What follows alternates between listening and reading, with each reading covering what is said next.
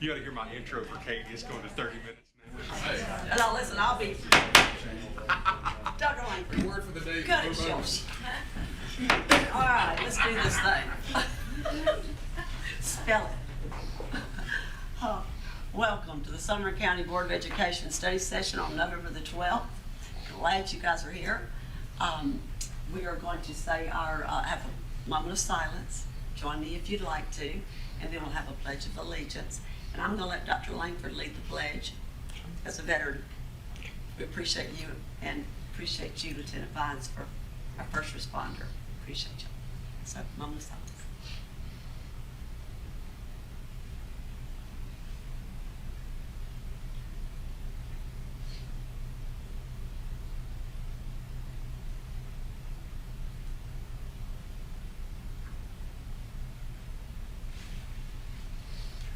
I pledge allegiance to the flag of the United States of America and to the republic for which it stands, one nation, under God, with liberty and justice for all. Thank you.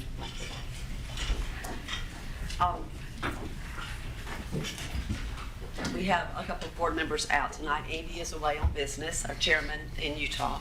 And Mr. King, I believe, is at his daughter's soccer banquet. So he's got priorities in line for our children. And also, before I forget, we have tonight John Hurt, a member of the Leadership Sumner class. And he is our newly elected tax man. He would like to say that's property assessor. The assessor of our property in Sumner County. Well, we thank you for what you do.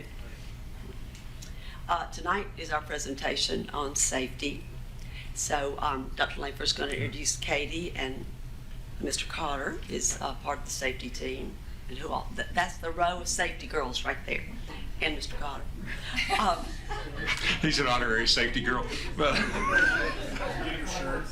So let me just make a just housekeeping here.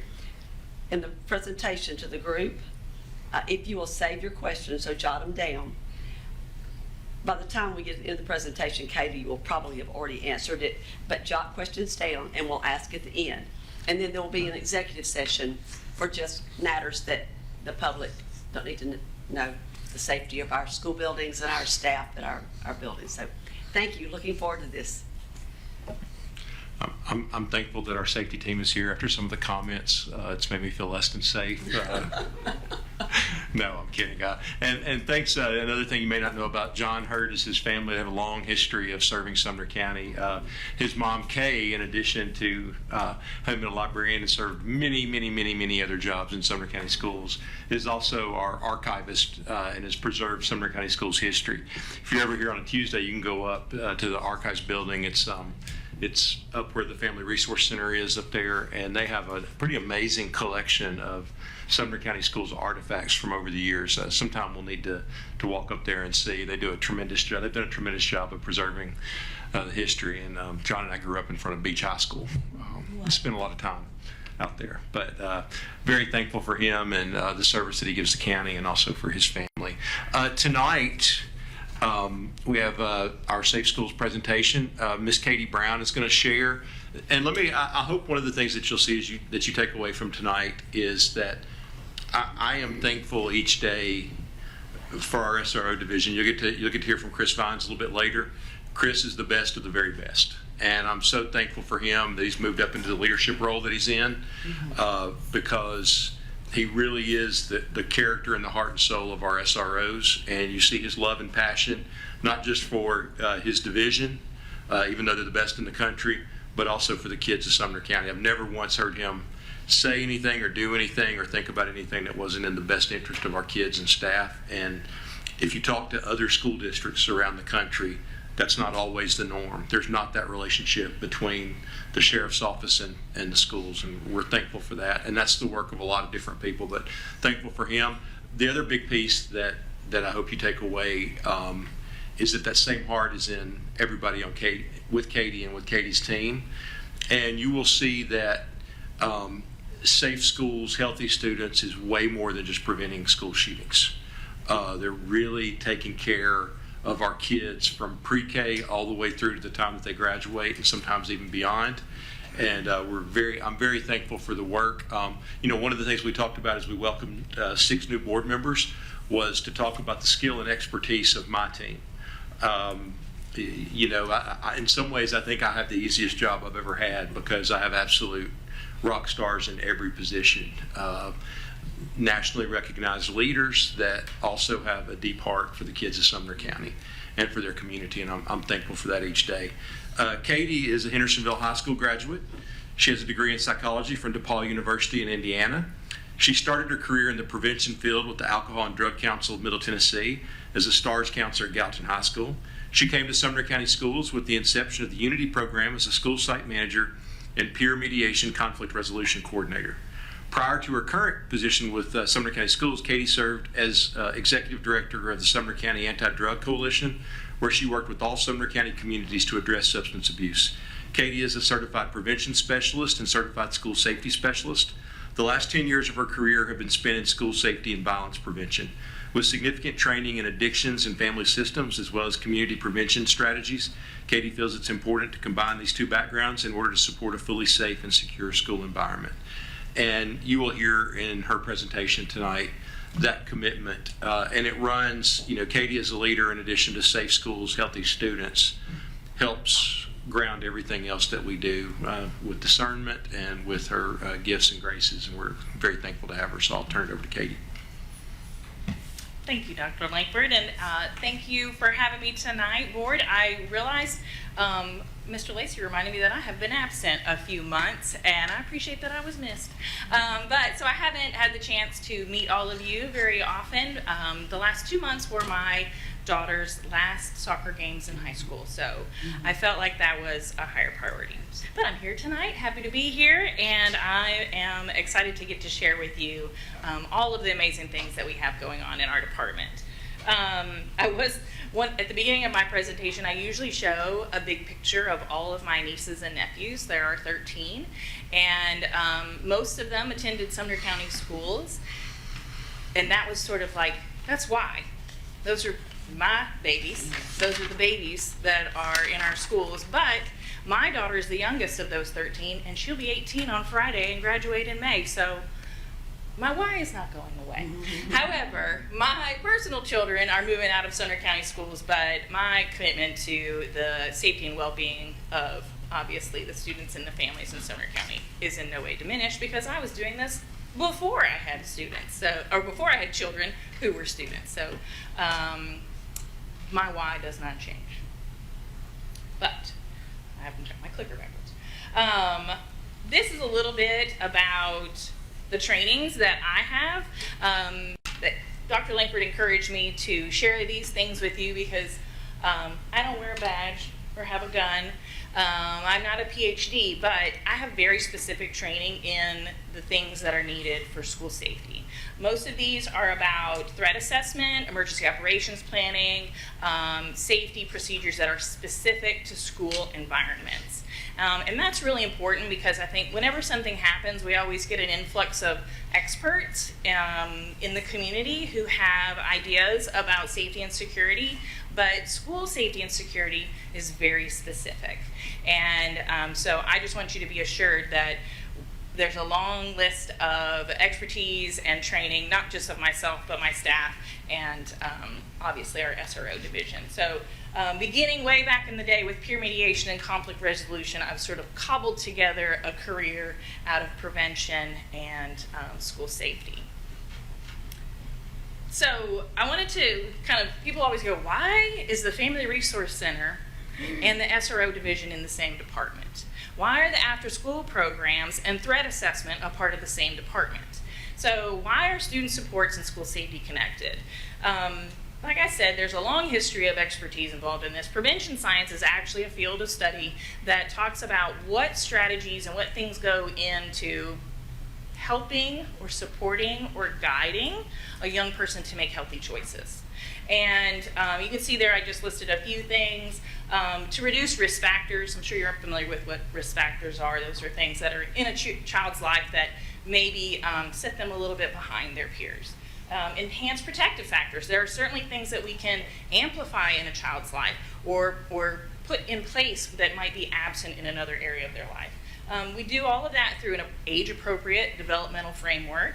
What we do for little kids is different than what we do for high school kids. And then we use a multi-level systems of support. There's no magic bullet. It's maybe a bad analogy, but there's no magic program. There's no one thing that we can do. And that, to me, is why my department is so broad and there's so many wonderful things going on, because it really takes all of those layers to be able to cover all of the needs and build up kids in the way that they need to be. The outcomes of all of that is that students, people, anyone, copes with stress more effectively. When I have a stressor in my life, whether that's my boyfriend broke up with me, I failed a test, I didn't get my driver's license, or I'm being bullied, I need to know how to deal with that in a safe way. And so coping with stress effectively. Avoiding negative behaviors. So again, you'll see that we go into safe driving, we go into alcohol and drug prevention, avoiding those behaviors that are unhealthy coping mechanisms that can also sort of point you down a road of causing greater consequences or really affecting your life long term. And then obviously if we are able to build up all of these things, these students achieve positive life outcomes, which is really the goal of Sumner County Schools, is to build better people, right? We want these kids to come out of our school system equipped for their future, whatever that may be. They may be going into a career, they may be going to college, they may be going to raise a family. And we want them to be equipped for whatever it is that's coming to them. And they need all of the skills that we are working on to be able to manage those things. Making sure I got my notes here. So school safety, when you get all the way around to it, prevention is a piece of that. And it's all of these pieces together. We'll talk about prevention, preparedness, response, and recovery, but all of those areas are a part of the programming of my office. This is just a summary slide of all of the programs and subject areas that we cover in our department. Beth Martin leads our student support team, and that's Dina Call, Kathy Graff with our Family Resource Center. You may be familiar with her. Jennifer Chenoweth helps out Kathy, and Jennifer Smith makes it all run. She's our department queen. She's the secretary who makes sure all the money goes in the right places and that everybody has access to what they need. We work, a lot of these things are in conjunction with our attendance department. You'll see some of that. So I wanted you to see some of these things. This is Red Ribbon Week. It was just a couple weeks ago. That's a campaign, obviously, to educate kids and get in the mindset that substance use is unsafe and it's unnecessary, and to get them in a positive mindset. This is a campaign that we did across some middle and high schools where students were committing to not vape. Prom Promise is a commitment to be safe on prom night. And we have several campaigns that are part of our calendar of causes. Jerica Mayo does a lot of these designs. They're very impressive. And these are something that, like, every month there's a different cause. So Donut Billy Be a Bully. That's just a little catchy something to talk about. Obviously, Safe Driver. Another Red Ribbon Week. This is more about safe driving. Reading their phones is such a temptation for the kids. Suicide prevention, vaping prevention, we will talk more about that. And then obviously just prevention overall. So a little bit more specific in some of our prevention and school climate programs. These are things that are happening in the schools, specifically directed at students. So care teams, these statistics I'm showing you are from last year because obviously it's only November, and so they might not be as impressive if I showed you the statistics from this year. So the care teams, Beth Martin really helps to make sure that those are happening, but what that is the school counselor recruits teachers to run a small group of kids that need a little extra time with a caring adult in the building.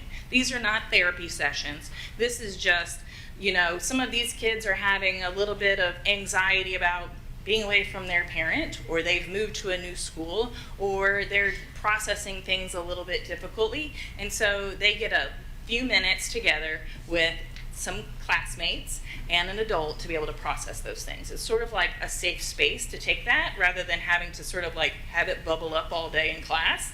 They have a moment where it's like, okay, we're going to talk about that and we're going to learn how to deal with it so then we can go back to class and focus. So care teams are amazing. Move to Stand is a program that we partner with the Stars Nashville organization. That is a leadership development program where it's leadership development, it's bullying prevention, it is school climate, it's empathy building, it's all of the great things. Because if you ever have a chance to attend one, inviting the board members to events, they're really powerful because they're very involved sessions where the students get to think about how they're affected by certain interactions among their peers, and then how their interactions affect their peers, and how they can be a positive influence. The kids that are involved in this are not necessarily the popular kids. The popular kids are a part of it, but they're not necessarily a leader already, but they have influence.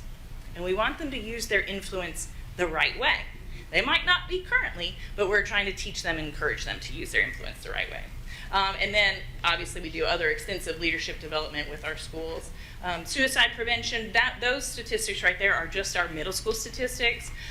We use a program called SOS, Signs of Suicide, and that is a program of Mental Health America.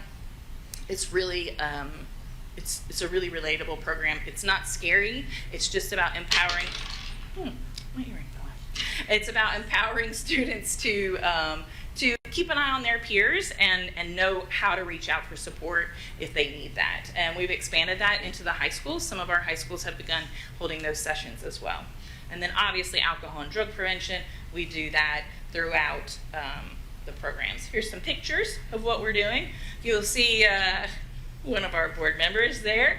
Mr. Evans was a part of our leadership development day. That was a day where we took students from all of the schools. They may have been a part of a peer leader group. They might have been a part of a health science group or just a leadership group within their school. I think most of them were peer leaders, which is a leadership group that our STARS counselors put together, and they came and learned content that they can use when presenting to other students, because they may go into middle schools as a part of our prevention day and teach other students about healthy behaviors and how to avoid risky behaviors. And so that was an amazing day. It's all around the square in Gallatin. It's really neat to bring them all there. We use the Palace Theater, and then they go to different locations throughout the square and have different sessions. It's sort of a little mini conference. It was neat, and thank you to Mr. Evans for being a part of that.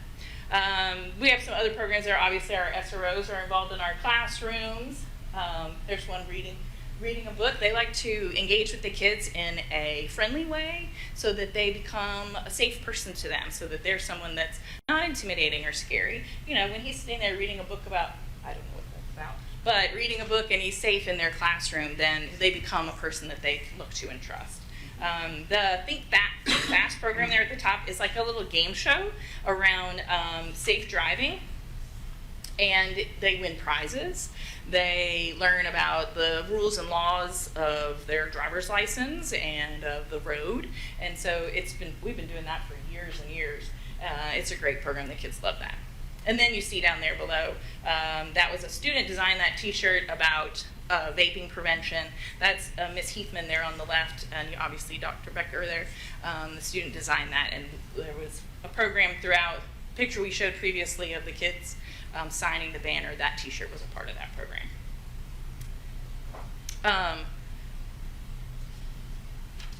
Backing up, when we're talking about all of these programs, things when we're choosing what programs need to go in schools, we have to do some analysis and figure out what's really happening, because every school's different.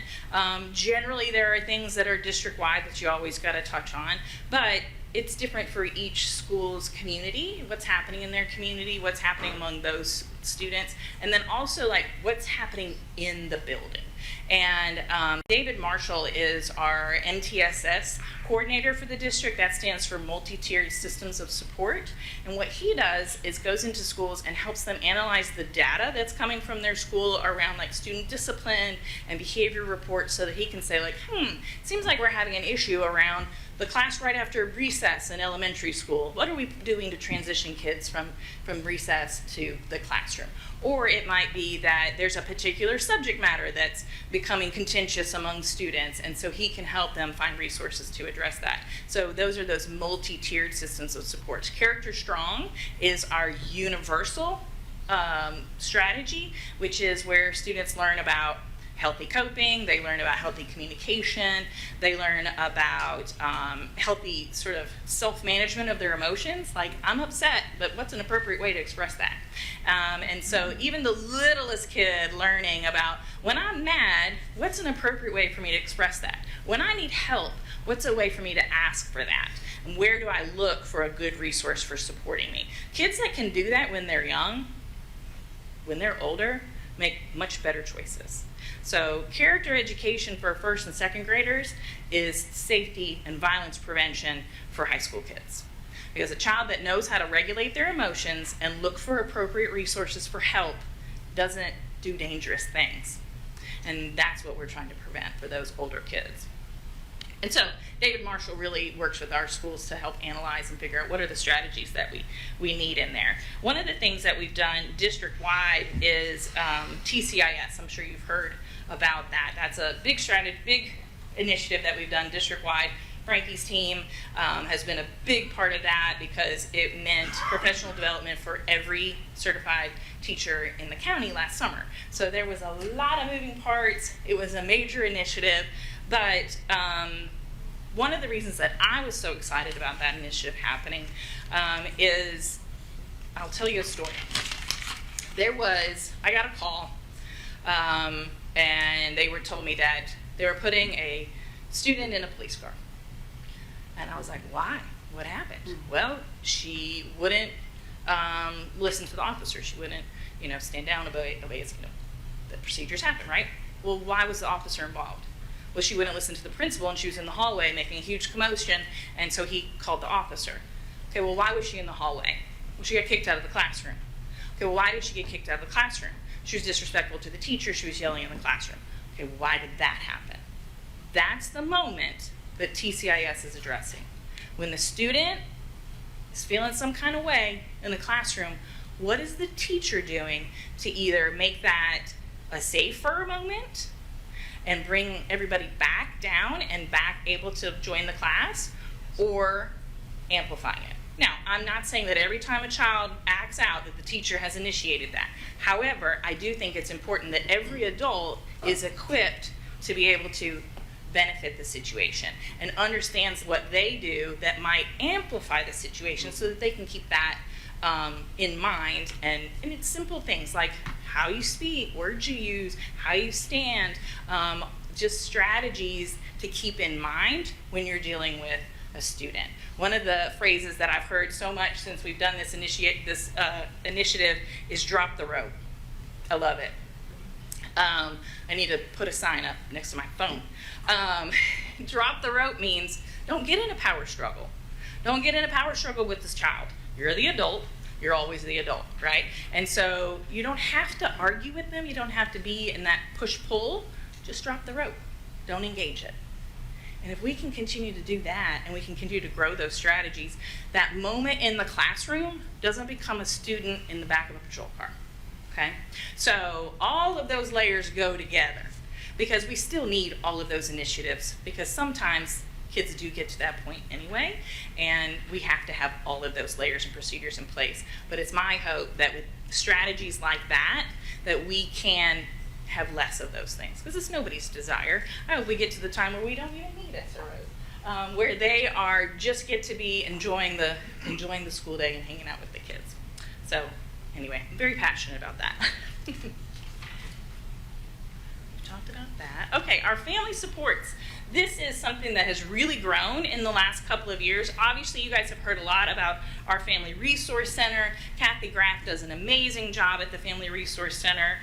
Those statistics, again, are from last year, but I want to tell you at this year's back to school event, we had 370 students. And at this point, compared to last year, we've served an additional 209 students from this point last year. So the resources have grown. I mean, the needs have grown, but people are also accessing the resources. We're able to support them. You see down there at the bottom that we do receive donations from the public that allow us to support in ways that are not traditional school supports. The Family Resource Center is about equipping students for school. So appropriate clothing, shoes, school supplies, whatever they might need to participate in school. However, sometimes their family is in a larger crisis, and our community looks to the schools for support. And now it's Kathy's job to help them connect to the resources that are in their community. There are a multitude of nonprofits and other agencies that are supporting families, and we are certainly not trying to replace that. And so first thing we do is try to connect them back to a community resource. But there are times when there's an urgent need or when they've just need help, that we, thanks to generous donors, are able to step up. We can pay a utility bill occasionally. We can pay rent occasionally because of private donations. I assure you that every dollar goes directly to student support. We don't pay for any staff out of that.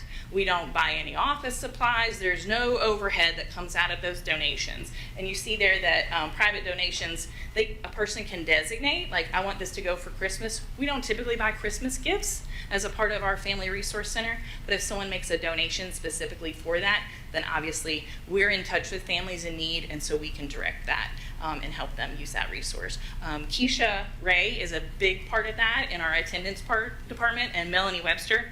They are huge supports of that. I will say, right now we've identified 307 McKinney-Vento students, and Keisha really makes sure that those kids have access to what they need, and we can support that with the Family Resource Center and donated funds. On the other side there, we have family education. I see that this is a partially edited slide, apparently a last minute edit there. The family education program, Dina Cole, she's here, manages that, and that's really expanded. Part of that is that there's a parent education piece of students that are sent to R.T. Fisher for a substance use offense. So she runs that. It's called our Respond program, and it's an 8-week program. 6-week program where parents and students have to come together for a series of evenings to learn different components, and it's about building up the family and giving them the mechanisms to communicate better with each other, support each other, but also have some healthy boundaries and healthy discipline. But another piece of that is Love and Logic. That's about healthy family and healthy family discipline, and so that's for parents. We also have a first offender class for kids that it wasn't necessarily a substance offense that would send them to R.T. Fisher, but they certainly are on a track to be in that kind of trouble, and so they attend that class with their parents as well. And then we have a growing number of family engagement events. Let's see if my pictures are next. No, I'm going to skip ahead. The family engagement events are evening events. We actually have one happening during the school day where we're just trying to grab the attention of parents or answer a request of parents for information about things. On the left, that's our flyer about the back to school event. But the Do You Know How to Act and the Deceptive Addiction, those are both events that we put on for parents to educate about substance abuse prevention, like what's happening in the community, what are things that are really out there, what to look for, and then also suicide prevention. It's a very scary thing for parents when they think their child may be in crisis and having a mental health crisis. And so having situations like that where they can learn, not in a crisis, what's a healthy way to respond to that and what the resources are that are available to them. We are really excited to expand on those programs. We're looking to continue to offer them. They're not always the most highly attended events, but we're not going to stop doing them because it's important to me that the community knows that we are a resource for that. And we're going to keep tweaking and finding different ways to reach more of an audience. But we also work with our schools about what content is needed in their community. What are their parents asking questions about? What are they seeing in their kids? And so those are things that we're going to just continue to do.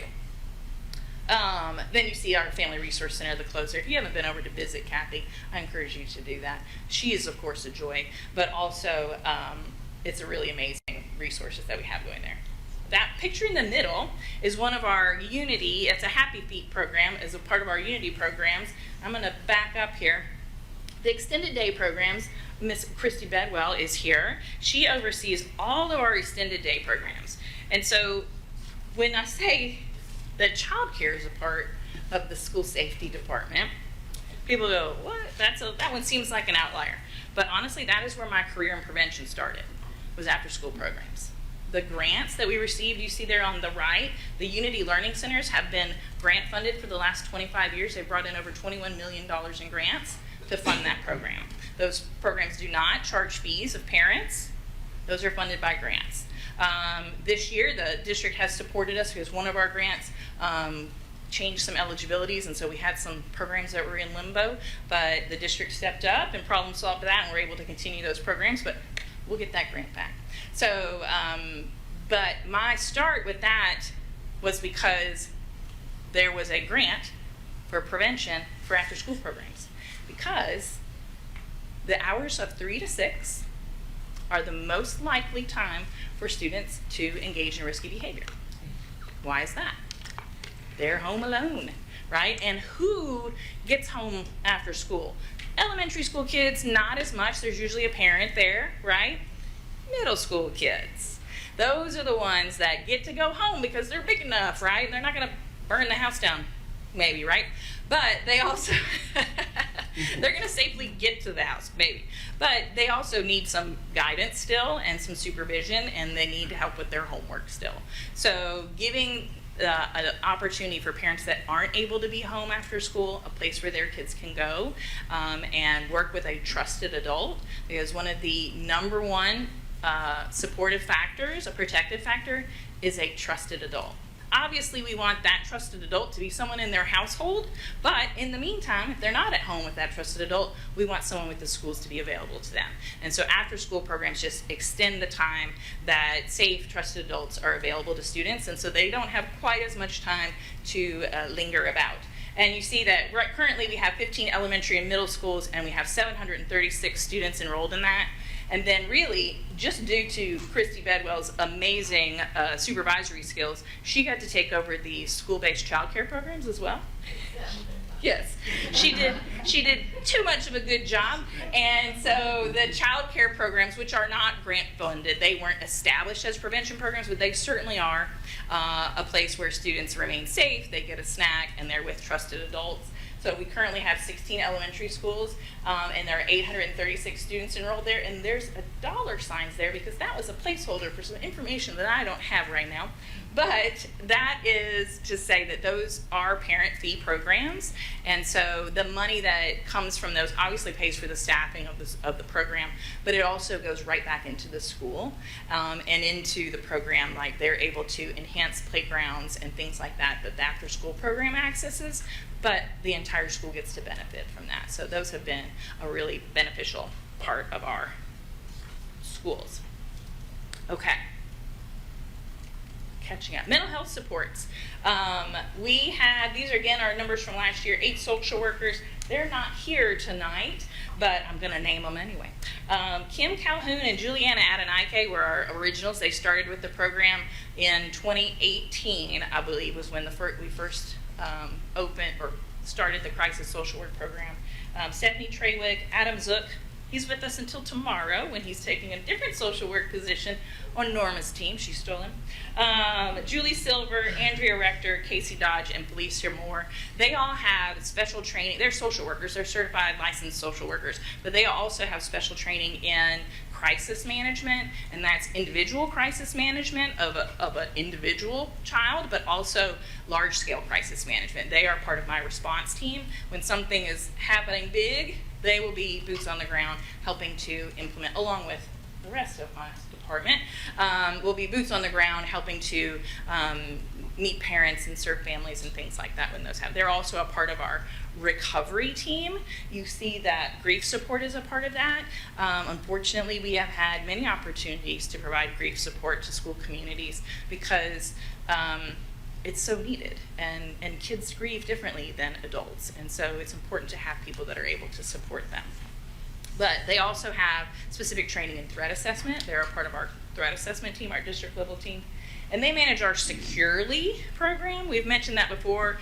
Chris Brown with IT may have mentioned that. That's our web content filter, and if some word hits that is surprising, alarming, indicates something unsafe, they get an alert for that.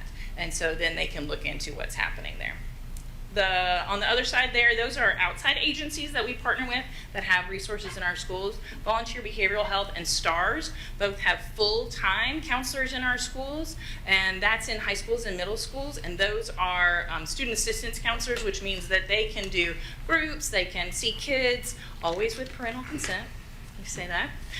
Always with parental consent first, but they also are a part of our prevention programming and our leadership development as well. And then Centerstone has long-standing had programs in our schools to serve kids, and that is a therapeutic program that they work with the families to set up. Handle with Care is a new initiative.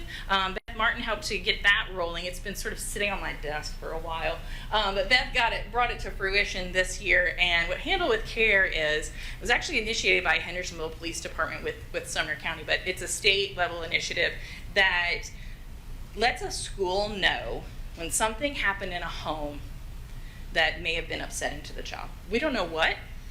It just says, hey, handle with care. Handle Katie Brown with care. And we know that means that law enforcement maybe was involved at their house. We don't know why, we don't know what, we don't know anything about it. That's all we get. And that's just for us to have some compassion for that child, for us to be able to check in if that's appropriate. That's not even always necessary. Sometimes it's just an awareness that that child might be off today, and have some compassion and some grace for that child. Safer Sumner. Well, I'm sure there will be questions. Write your questions down. Safer Sumner is our anonymous tip line, and this is something that has been many years in the making. I imagine that there's probably multiple generations of board members that will take credit for this idea, and I do appreciate every board member keeping it on the agenda, because as long as I have been here, this has been something we've been wanting to do. It's been a matter of many things holding it back, mainly us feeling good about the platform that we were going to use. It was really important to me that it was going to be safe and secure, and that it would be truly anonymous, which presents issues, but it's also important to me that it's truly anonymous. And then also to have the resources and the capacity to implement an anonymous tip line takes a lot of work, and so this is a labor of love of many years. And then Jerica Mayo, for the most part, brought this to fruition this year with a lot of work. Our SROs are involved in this. Our principals are involved in it. My crisis social work team, all of us are involved in supporting the tip line. And so you see there, those are some of the campaign posters that have gone out to the schools. That's a QR code where they can either download an app to their iPhone or their Android. It's a free app. They can also, on the right there, that is the web form. There's a link that you can go to and just fill out a web form there. It's pretty tiny, sorry, but it's just submitting that to the team that is appropriate. So each school has a team. So everybody's not getting all of them. I get all of them, but everybody's not getting all of them. There are designated teams, and they're distributed as appropriate based on what the subject matter is, because they can indicate what type of tip they're submitting. If it's a tip about, like there's a broken window on the back of the school, or so-and-so is bullying me, or even I saw somebody vaping in the bathroom. Those things are school level issues, right? There's not an emergency associated with that, and so those will go to school level folks. If there is a threat or a weapon or a suicidal situation, if there's a life safety event is what we call those, then law enforcement also receives that alert. There's also a layer in place where after hours, a group will receive alerts, because principals, we didn't necessarily want everyone to be on call all the time. We're not running a 24/7 tip line, and it does indicate that this is not for current emergencies. If you're in an emergency, call 911. This is for something that needs a response on a school level, not an emergency response. It needs an urgent response, but not an emergency. And so there's indicators there, information that is clear and helps them understand that this is not the place to do that.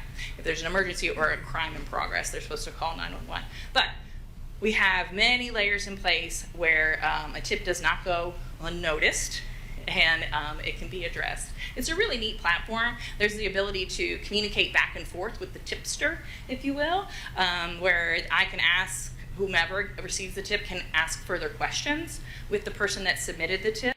And if the person would like to share their information, then they may do that. So we can say, like, you know, would you be willing to talk? You can give me more details or something like that. But we've received 4 tips, I believe. And only one of them has been unverified, like a junk tip, right? And so I think there was some concern that we were going to be flooded with all these tips. And the more and more we talk about it, we may get more. But that's not unusual. We get calls about things that are not real all the time. And so this is just another place, another avenue for people to be able to report things, and it gives us a quick opportunity to be able to look into things, and also have some visibility on who's looking into it. So in a school, they can see, like, oh, okay, the principal got this tip and he's marked that he's looking into it, and the SRO did see it, so I don't have to go and hunt them down and share the information. So all of that is visible on the back side of it. Okay, you can ask more questions about that later. All right, so preparedness is really important. Preparedness is just as important as having the door locked on the school, okay? This is all of the things that we do in the community with our partners, our safety partners in the community, to be prepared if something happens. Because I don't want to be learning when things are bad.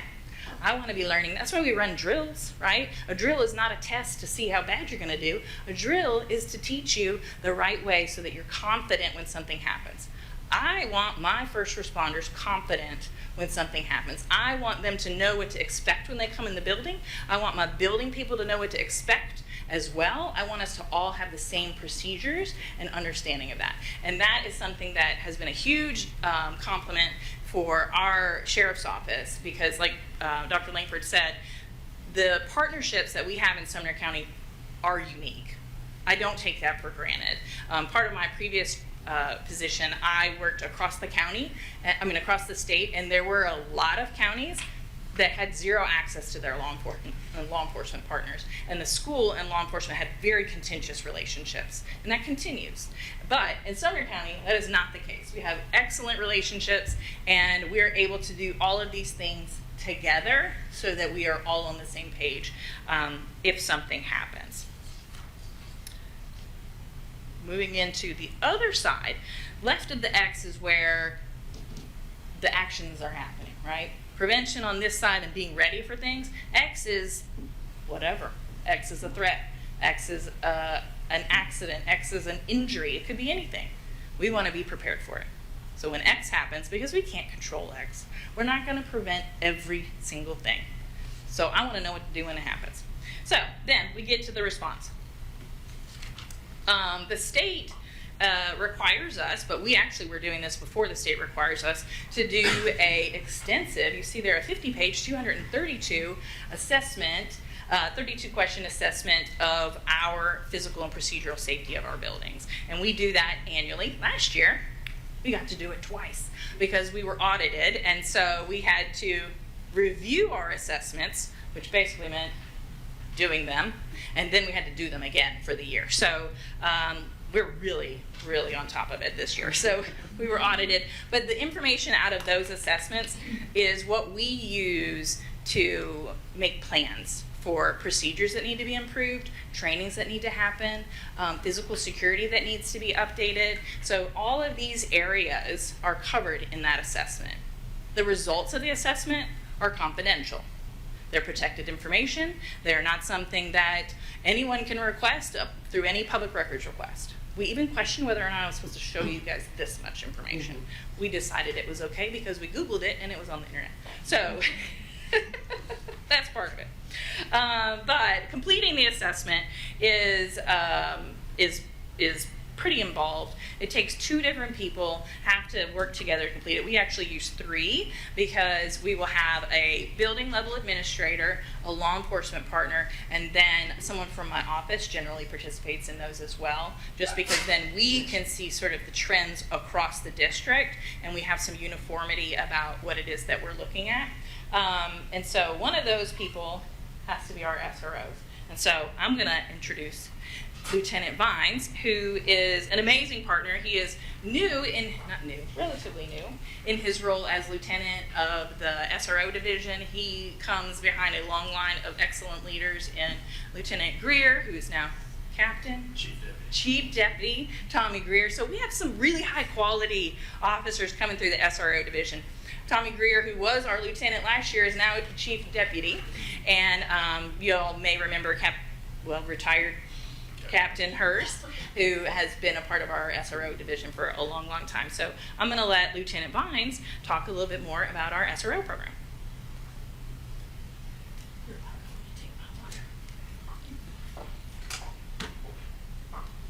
Thank you, guys. I appreciate the opportunity to be able to come speak to you guys tonight. Everybody always thanks me for my service in SRO, but genuinely thank you guys. You guys have a very tough role. You have a lot of citizens that hold your feet to the fire, just like we do. And it is a collaborative effort that has taken many years to get to. Unfortunately, back in the day, SRO was looked at the division where the old cops go to retire. And thankfully, I will give Captain Hurst a lot of the credit of he has really progressed our division through his leadership and support of our late Sheriff Sonny Weatherford. That has also been supported by our currently elected Sheriff Eric Craddock to get us to where we are today. One thing that I promised my guys when I was the sergeant over the division is I would always take every opportunity that I could to brag on them. If you guys were not aware, in 2023, the Sumner County Sheriff's Office was named model agency for the nation. Not just Tennessee, the whole nation. We were one of just very few select agencies that were reviewed and found that our division is the national model of what they want the SRO programs to look like. And we received that award, and every bit of that goes towards, my guys and gals that go to work every day to go into the schools to protect our kids, to build relationships, to build bonds with them that are life-lasting. Like I said, I want to take that opportunity to, really brag on my guys and gals. But at the end of the day, we couldn't be here if it wasn't a group effort. So I'm greatly appreciative of that. I'm appreciative of you guys, the past board members that have helped us get to this point, because really the relationship that we build, across the aisle is what makes our job easy to do. When we identify errors or we identify issues, we're able to communicate openly back and forth on what that looks like and how we can progress and how we can go forward. And I appreciate, the relationship we have with Katie, with Dr. Langford, and our sheriff, and being able to do what we do. So we're talking about site assessments. We just finished it up. I do want to give Jerica a shout out here because she did almost 99% of that. I was able to kind of step in on some of those meetings that she was having with the SROs and with the school administrators. And without her, this double assessment that we did this last year would have been absolutely a headache. So thank you, Jerica, for all your work. I don't know how often you hear it, but thank you so much. So SROs, we are police officers. We're not school safety officers. We're not security. We are Tennessee Post certified police officers. In my division, you cannot even be considered to be an SRO without at least 2 years minimum of prior law enforcement experience. And there's a reason for that. I look back 20 years ago when I first started in law enforcement. I wanted to take every bad guy and every bad girl to jail I could. Do I want that in my school system? Do I want my officers policing our kids? No, not necessarily. That's not our first thing on our triad that we look at is policing our kids. That's not why we're there. You know, our primary reason for being there is to keep them safe. That is goal number one, is to make sure that our kids and our staff and our parents that come on our school properties every single day are safe. Secondly, is we're an educator. That is something that we encourage each one of our SROs to do, is to go into the classroom and to teach something law related, something safety related. I was an SRO at Benny Bills Elementary School for 5 years before I got promoted to sergeant. And one of the things that I look forward to every single year is getting to teach Halloween safety. Being able to teach our kids how to walk through a neighborhood, how to, make sure that they have a flashlight, how to make sure they don't go into houses that don't have the light on, don't take good home-baked goods that are wrapped up in, sandwich baggies, and to take, just the candy that already comes pre-wrapped. I really enjoyed that opportunity because when you're a police officer and you're in that classroom setting, the kids look at you differently. They look at you as a teacher, as somebody that's there every day to help them get better. So that's what we encourage our SROs to do, is get into the classroom, teach something.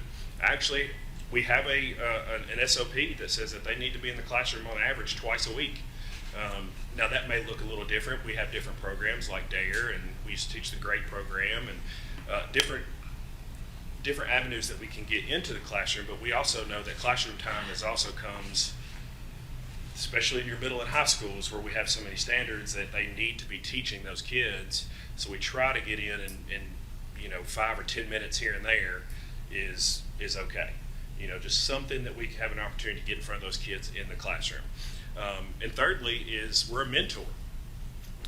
We have kids come to us all the time and will tell us things that they wouldn't tell even their own parents. They won't tell their best friends, because they learn and they earn our trust, just like we earn their trust, that what they tell us, we're genuinely there to help them and to be a resource to them and their families beyond just the 4 walls of the school.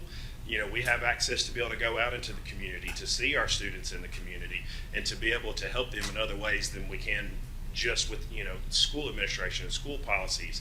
We have other avenues and resources that we can get to those kids to be able to help them grow into better citizens. I started in the SRO division just shy of 10 years ago, and I was a former police officer for Gallatin Police for about 7.5 years. And I come to a point in my career to where I was arresting the same people every single week. I was taking the same reports every single day, and nothing was changing. It was just rinse, wash, repeat, doing the same thing over and over. And I'm like, there's got to be something more to this, something more to law enforcement, or I've got to go do something else. And the only other thing I know how to do is dig ditches and put in irrigation systems, and I don't want to do that anymore. So there was an opportunity at the sheriff's office to go into a school, and I said, hey, I'm tired of arresting mamas and daddies. Maybe I can get with the kids and I can maybe impart something on that kid's life, even if it's just the one, that my fellow people don't have to arrest later on down the road. So that was my why on getting into the school. And initially, I really didn't have much of a passion, just to be completely honest with you, about school policing, because, I was a hard charger. I was, chasing bad guys. I was, running and gunning the streets. And here I am about to go to an elementary school with 5 to 10, 11-year-olds. I was like, holy cow, I'm more scared of them than I am with the bad guy with a gun in the alley at night.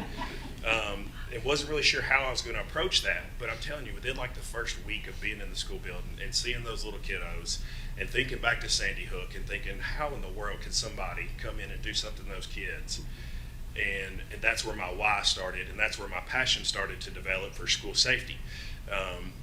One of the things that we've developed over the years was something called Champ Camp. Another deputy in the division and I, we kind of talked back and forth. Traditionally every year in the summer we would have to work patrol for a couple of weeks, and then we could kind of take some time off ourselves during the summer. We was both kind of burned out on patrol. We really didn't want to go answer calls. So we were like, what can we do that goes beyond the school level, goes, beyond the day-to-day classroom that we can do to go to our kids and continue that rapport building. So we started something called Champ Camp. If you haven't seen Champ Camp, we do it twice a year. As soon as school gets out, we go straight into camp. And we've grown it from the first year that we developed it from about 50 students to now we have 200 that come every year. And we usually have about 70, 80 on a waiting list that we have to kind of consider the next year that they can't get into it this year. We developed the program for middle school. So kids that are going into 6th, 7th, and 8th grade. We feel that the material that we teach them in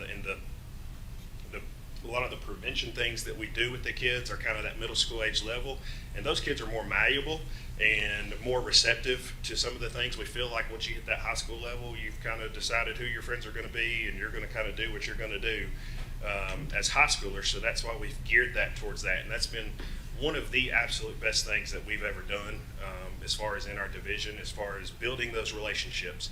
Every year, we usually have a handful of kids that beg us to come back. If they age out of the program, they're like, can I come back and volunteer as a freshman in high school?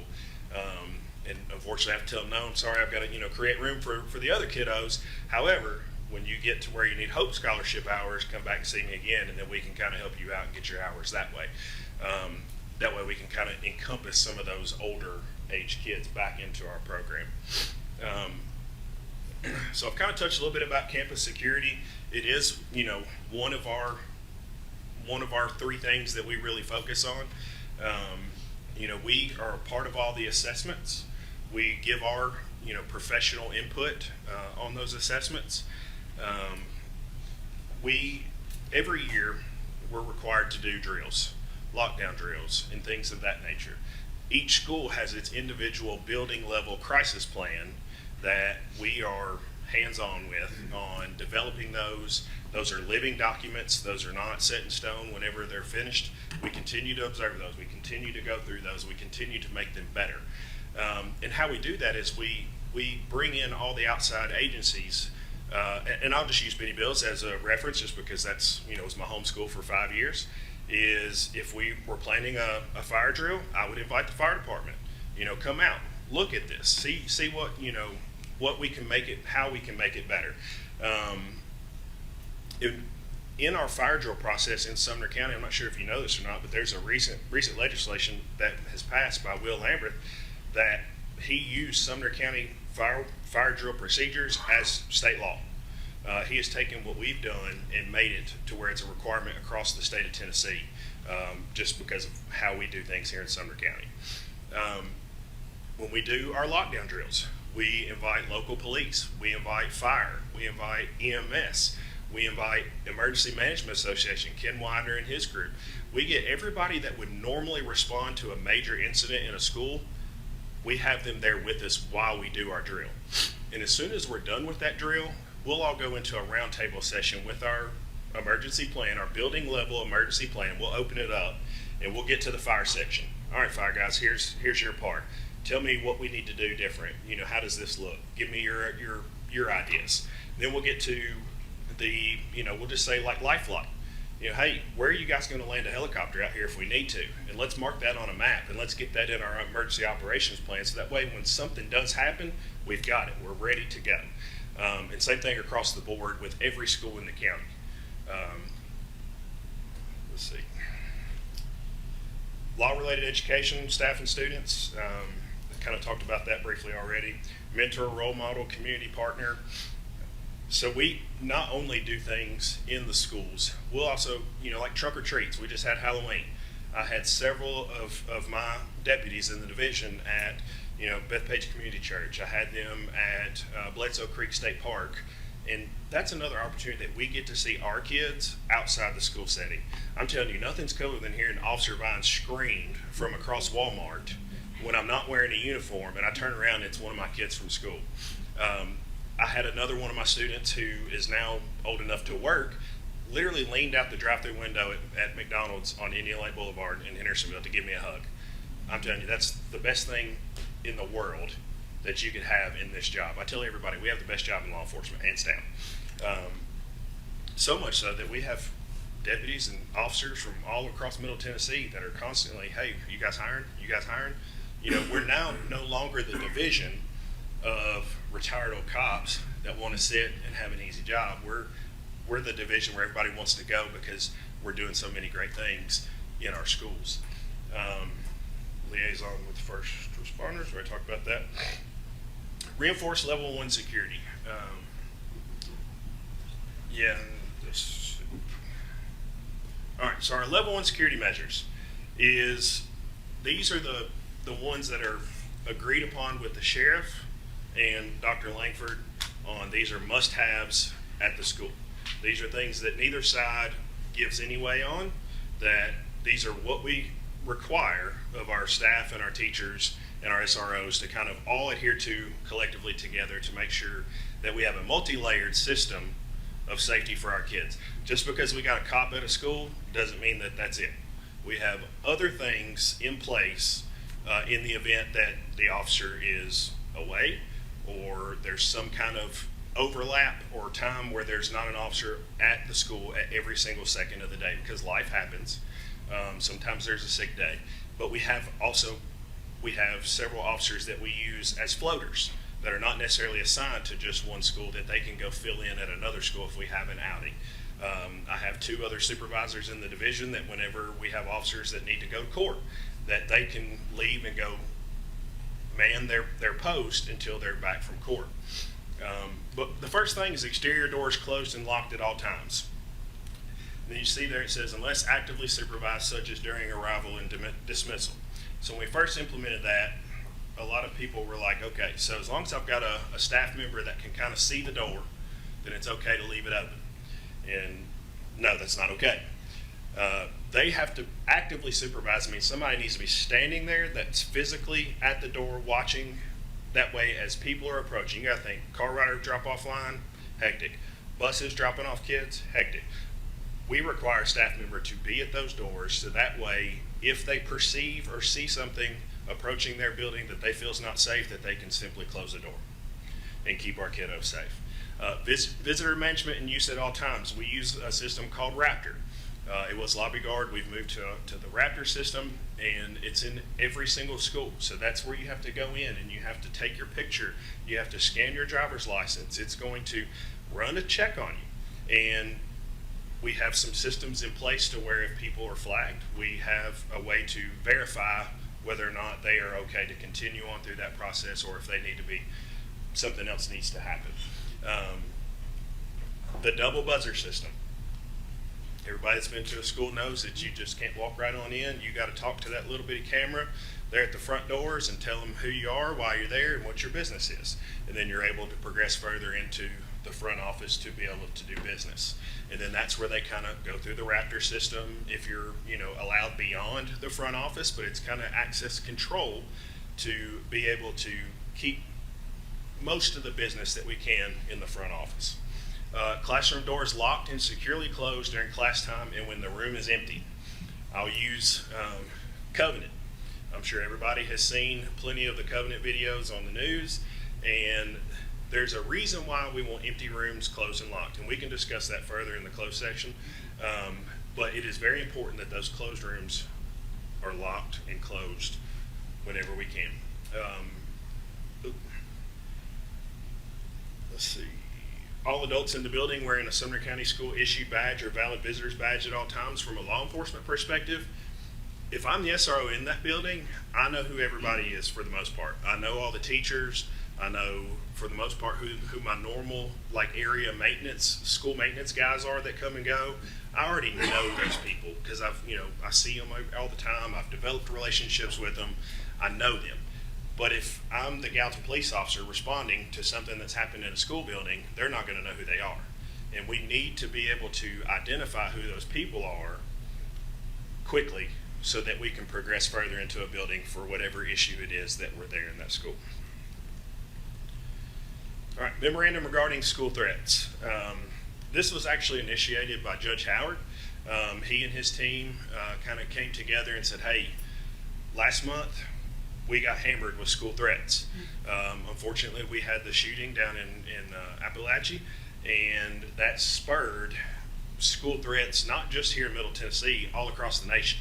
My contacts, from here all the way over to, the middle side of the United States, they were all getting a extraordinarily high amount of threats. A lot of them were social media, they were TikToks, they were reposts of Snapchats, and they would edit them down to make them specific to their specific region, and then they would repost them and resend them out and create continued hysteria. So the judge realized, holy cow, I'm seeing a lot of these. I noticed that we were working a lot more than normal. Katie Brown knew that we were doing a lot more than normal. So Judge Howard was like, hey, let's all get together. Let's have a powwow. Let's kind of hash this thing out and figure out what's our stance going to be. So during that meeting, we all determined this is something that we're absolutely going to make we're going to draw a very hard line here that, states what to expect from the school system if you make a threat to a school, what to expect from the district attorney's office, what to expect from the judge's office, and what to expect from the sheriff's office. And all 4 department heads, reviewed this unified letter. They all gave their approval, and this is what was sent out to the families. And I'm sure you guys have probably had an opportunity to review those. And I can say that from last month to this month, we're already trending lower on our threat assessment investigations. And I'm going to say it's wholly in part to this going out and these kids being told, hopefully by their parents, that if you say these things, this is what's going to happen and it's not in your best interest. So we were very grateful that we were able to kind of get all 4 of those key players together to kind of come together on a stance on what we can do with these going forward.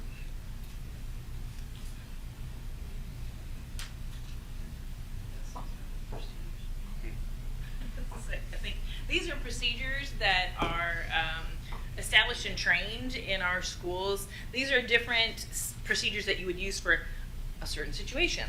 Like in a fire, you might evacuate. We've actually recently had a major gas leak in the vicinity of 2 of our schools.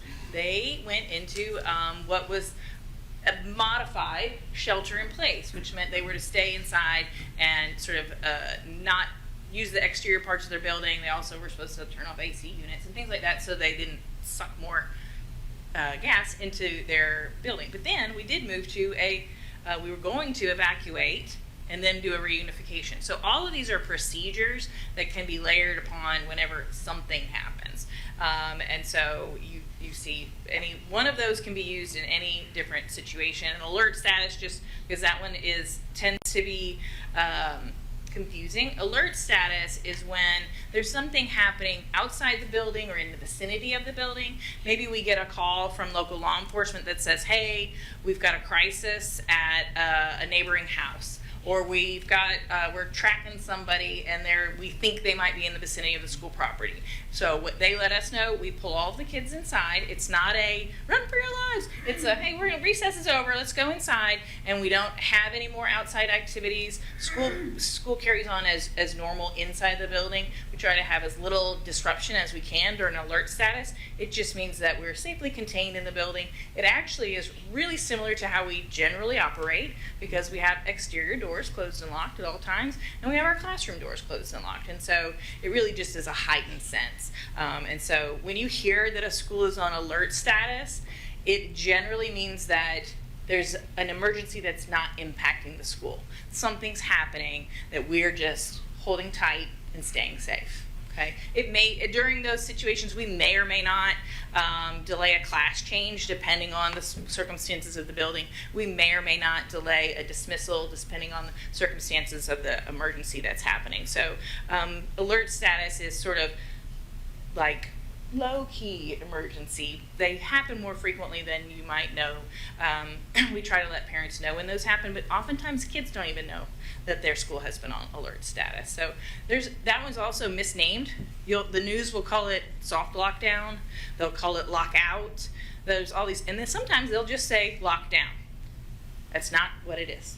A lockdown is a major emergency. People are hiding. Okay? Alert status is we're just hanging tight. So now we're going to get into a little bit more of our actual security and safety things, and this is where Mr. Cotter, Bob Cotter, had joined our team, and his knowledge of building level security, for those of you who don't know, he is a retired principal from Hendersonville High School and other schools, but he has been really useful to our team because implementing any kind of strategy, any kind of physical project across 52 school buildings is a major logistics issue. And so Mr. Cotter has been our Safe Schools project supervisor to kind of check all those boxes, make sure things are keep moving along, and that he's been very instrumental in that. And so he and Jerica work very closely together to make sure that things are moving along, getting where they need to be, and they use the information from the site assessments to be able to choose what needs to happen. And so all of these things are the different layers of security. Lieutenant Vines mentioned that the SRO isn't the only thing, right? And the locked door isn't the only thing. Some of these things are things you may not have even noticed or even know what they are. You can ask me questions about those in a moment. But these are all of the different kinds of things that we have going on in our school buildings that combine to add to the physical security of our building. See if there's anything specific there. In addition, we have improved our exterior signage. This is part of our window laminate program or project that's ongoing, where we are putting film on the windows. We'll talk more about that also, but the signage across the district, there are some required signs that have to go on the doors, and we just really wanted to improve the look of that and have some consistency across the district. And so you'll see these signs going up on the exterior of our buildings. These are required notifications, but we feel like it's important for folks to know, like, hey, these things are in place. These are the expectations for safety in our buildings. Interior signs, these are some projects that we are working on. The severe weather one, we're still in process of that. We're working with partners to identify, schools already have a place where they know that they go during a severe weather alert, a tornado warning, things like that. So we're going to have signage applied in those areas so that anyone who's in the building would know. If you're there for a basketball game, if you're there for a volleyball game or grandparents' lunch, you also will know. Now, generally you're going to go with the crowd, I would think, but the signage helps you feel more confident in where you end up. The safer space sign, that is something, you may have heard the phrase hard corner. That is a phrase that is a school safety phrase, I suppose, but hard corner is the space in a room that is out of sight of a closed and locked door. So in a classroom, we have identified the safer space where students may go when there's an emergency in the building, when there's a lockdown.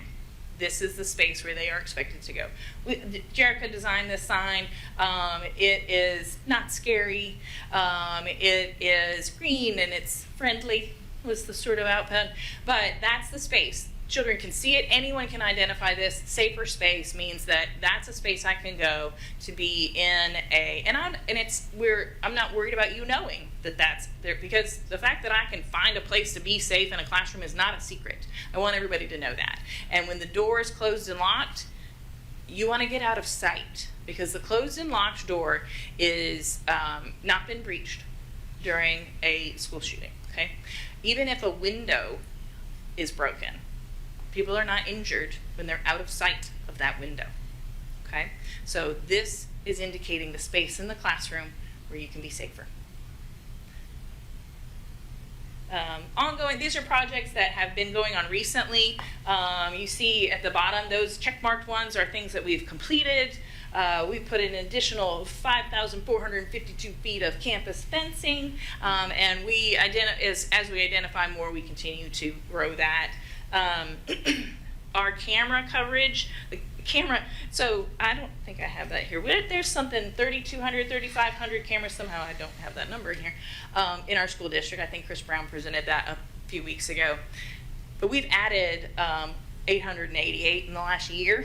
So our camera system is extensive, it's very high quality, and it adds to, cameras are not a prevention item, but they help as a deterrent, so they are a little bit of a prevention item, but they also help us to see during an emergency what's happening.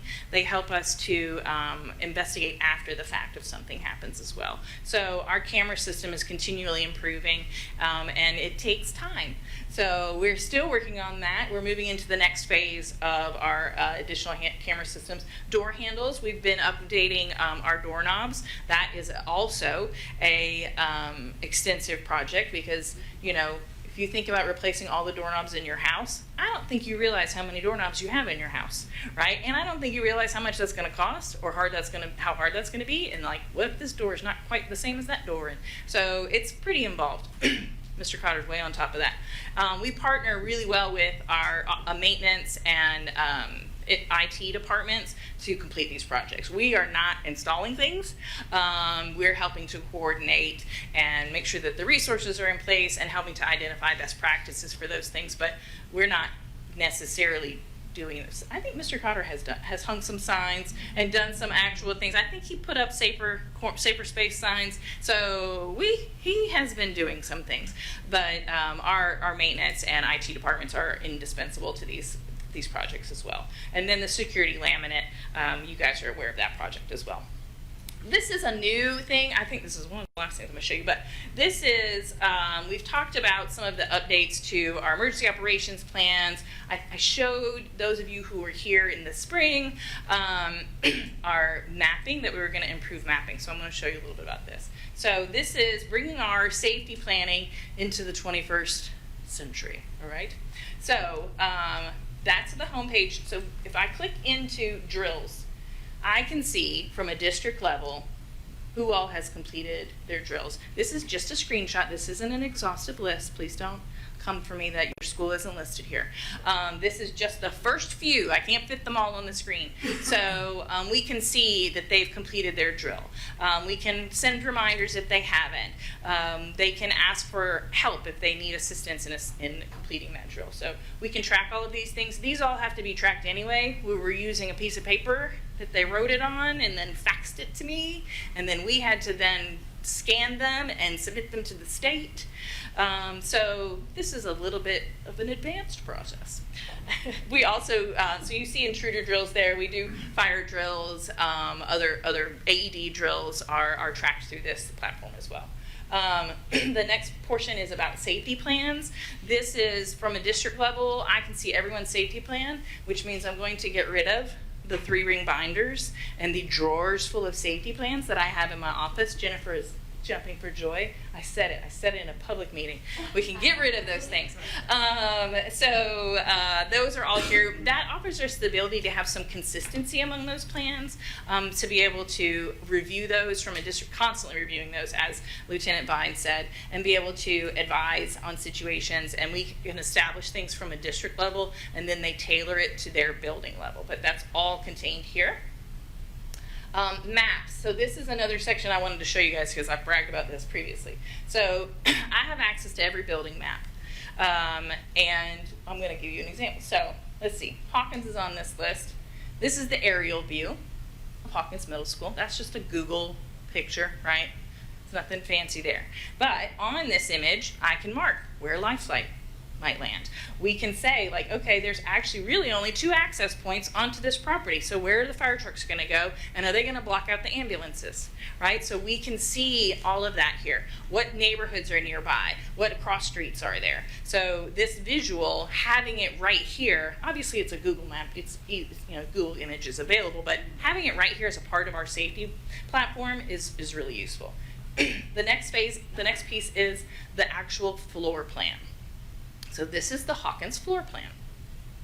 I'm not showing you any secrets. You can walk in Hawkins and see this.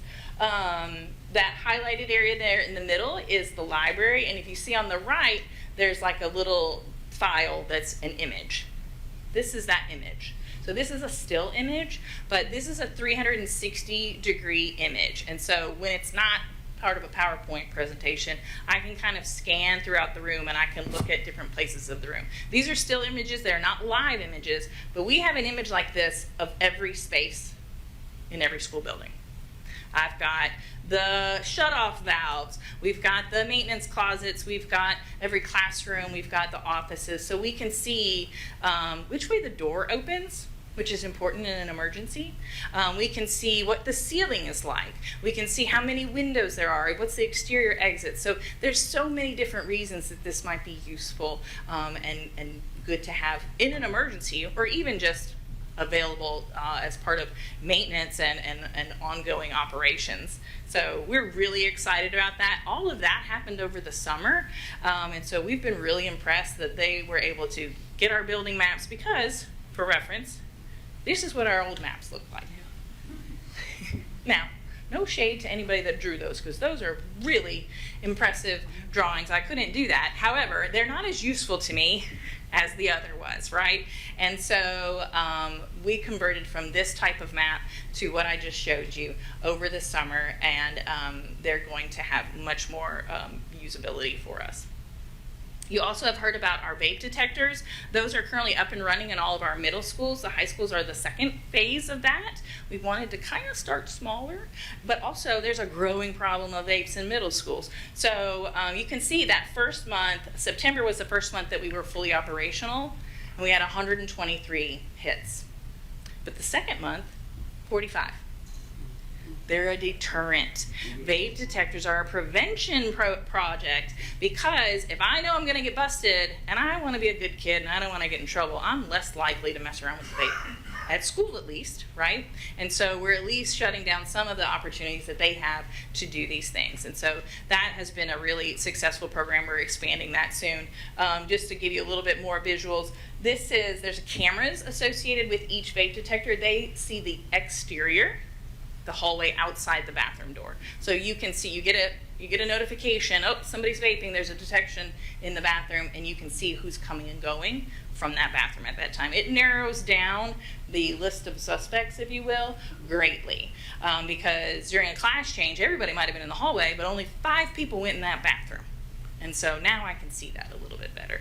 And the kids know about it. We're not trying to hide it, because this is meant to be a deterrent. If I think I'm going to get caught, I'm less likely to do it. And that's all I got. So the goal of all of these things is for our students to be safe, socially, emotionally, physically, safe in their school buildings. We want our schools to be secure, and we want our staff to be confident that they're operating in the safest space and have the skills and resources that they need to support the students. So I thank you for your time. I know that you guys might have questions, so I'm not sure what happens at this point, but I really appreciate your time and attention. I think, Ms. Hayes, my recommendation would be is that we go ahead and go to the executive session now, because I have a feeling that the questions are going to delve deeper into things that we may not want accessible on the internet.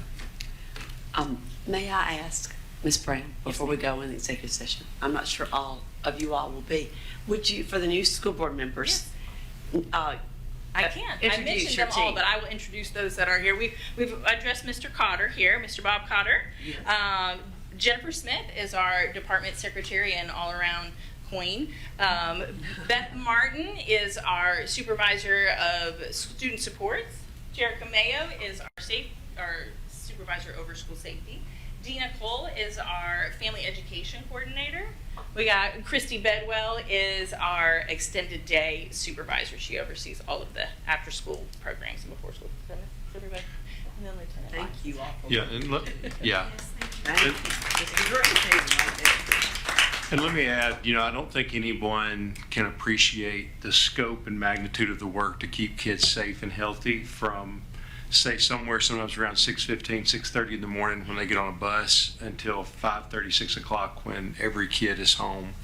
And this team, Katie, Chris, you've already met, but this team, that's a small team to do the volume of work that they do for 30,350 students. And they do it just with, they're exemplary in their work, but you can hear tonight in their presentation their passion for our kids. And that's really remarkable for us and for the citizens of Sumner County.